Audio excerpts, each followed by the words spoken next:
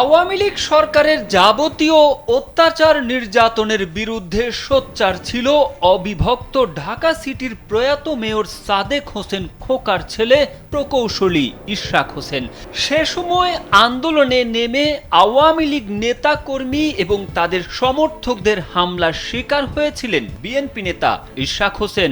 অগ্নিঝরা কঠিন সেই সময়ের কথা জানিয়ে মঙ্গলবার নিজের ফেসবুকে একটি স্ট্যাটাস দিয়েছেন তিনি। স্ট্যাটাসে ইশরাক লেখেন, মনে পড়ে রাজপথের সেই সোনালী দিনগুলি। অল্প কিছু ঝরলেও বহু ভাইদের তুলনায় তেমন কোনো রক্তই ঝরেনি, হইনি পঙ্গু, অন্ধ অথবা শহীদ। প্রায় মনে হয় আরো বেশি দেওয়ার ছিল।